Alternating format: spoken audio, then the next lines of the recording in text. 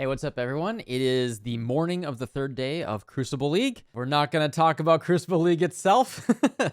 I'm kind of waiting to hear from GGG tomorrow, hopefully, maybe even later today, on their thoughts on all of this. Let's just say I'm not doing any Crucibles. What I do want to talk about is how I've put this build together. I am currently level 90. I've been taking it slow, spending as little currency as possible, trying to have something that you guys can follow along with. Definitely on the stream, you can hang out there, ask questions, and see just like where I'm taking the build. But yeah, the build is doing really well. I'm honestly impressed that it's doing so well considering how little I have spent. I have spent a total of 65 chaos. I have tracked every single chaos that I've spent, a total of 65. And I am in T14, T15 maps right now, as you can see.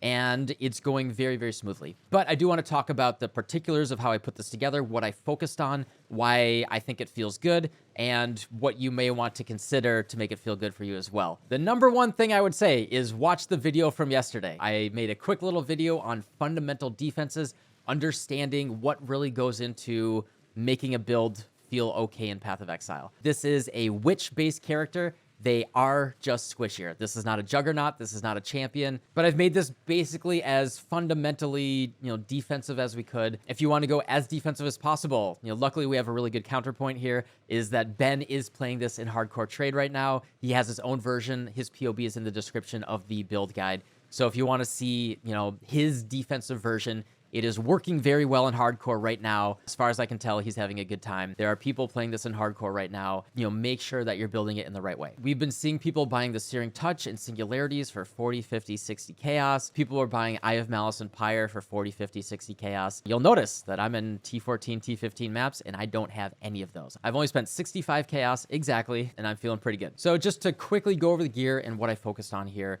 is I want to get as much life as possible right off the bat. You'll notice that I have 4,500 life. And I had 3,500 life before I was out of white maps. I really think like 4K life is the bare minimum when you hit red maps. And I would strongly encourage you to work towards hitting 5K after that. So what I've done is I have highly prioritized having life on my gear. My gloves, my boots, and my amulet, like you notice I didn't look for a good base or anything. I would prioritize hybrid armor, evasion bases would be better. But I just bought each one of these for 5 chaos.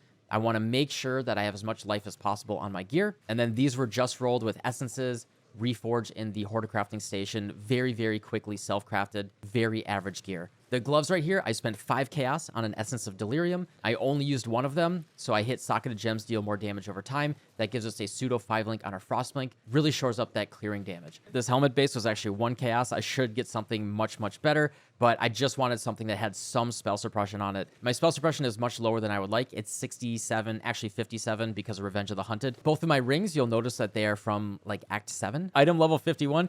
These are the same rings that I was playing through the axe with. I killed Kitava with these rings. I'm going to take them all the way to Maven. They have good life on them. They have decent res, good enough. There isn't really a big ring upgrade here until a little bit later. Pyre would be nice, but, like I said, I am prioritizing life as much as possible. Don't spend 20, 30, 40 chaos on a Pyre. It's more damage, but what does more damage? A character that's alive. A lot of folks are just jumping the gun on going for damage. Defense is the way to make sure that you're doing more damage. This Stygian Vise dropped from an Abyss that I did. Hit it with like an Essence or something, and this is all I got. Looks decent enough, nothing special at all, so we're using that. Both of these scepters right here, you can see there's just nothing to write home about. Nothing wild at all. I guess I got a little lucky with them dropping on the ground like this, but there's nothing crazy here at all. They really only have like 1.5 damage mods per. This one's actually pretty bad. I should spend a couple chaos and upgrade it. And then this body armor, this is my most expensive item. It was 30 chaos. I just looked for any armor evasion base that was 6-linked, and then I just elk and scoured it until I hit something okay. I hit tier 3 life and nothing else. Basically, crafted the Betrayal Life and Mana hybrid on the prefix right there, and that's what we got. And that is all my gear. Other thing that I have right here is I do have a level 21 Zero Fire Trap. I have been leveling Fire Traps in my offhand, as you can see right here. Corrupted 6 of them last night. One of them hit level 21, and so I'm using that. And now we're going to be slowly working on hitting 2120. I'm running Determination, Vitality, Flesh and Stone, Clarity, and Skitterbots. I do want to double down on explaining this Fire Mastery. Uncapped means ignoring the cap, which means it is the 207 number right here. I've been lightly prioritizing. If I happen to come across a little bit of extra fire res on my gear, I just hold on to it. I don't mind. So this 207 right here is contributing an additional 200 life regen. And then I've also just been enjoying when I get a little bit of life regen on some of my gear on top of that.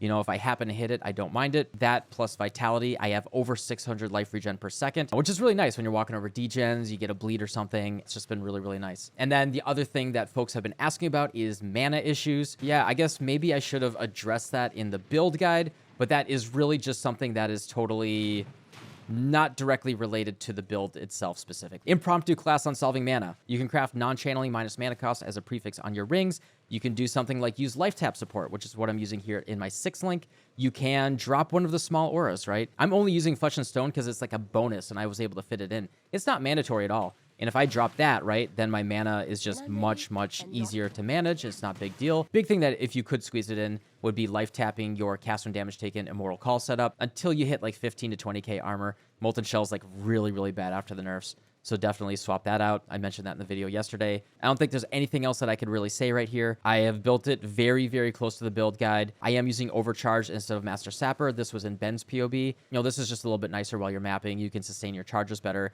Master Sapper would be more for bossing. One thing that I did do is I'm taking Tolerance right here. They did move the Chaos Res that was here over here, and that keeps me at 23 Chaos Res. There's a lot of Chaos damage in the game right now, so definitely be looking at your Chaos Res. This is lower than I would like. I've seen a lot of folks linking POBs where their Chaos Res is like -20, -30. There's just a lot of Chaos damage, and that's probably why you're dying. That's my quick little update on the build. It's feeling really good. Kind of at the limit of the damage that I can do right now without getting Eye of Malice and Anointing Whispers of Doom, so I can have a second curse. But besides that, you know, it's carried me to T14 maps on an absolute shoestring budget. I actually just bought this body armor right before I started recording. I haven't used it yet. So honestly, I got to T15 maps on 30 chaos. Hopefully that shows you pretty well like what it's looking like. You can always see all of the gameplay you want to see on stream. I'll be streaming right after I post this video. Definitely join, ask questions. I'll try to help you guys out. I'm going to be dedicating a little bit of extra time on stream today, reviewing people's POBs. So if you want to pop in there during the stream today, I'll try to help you guys out.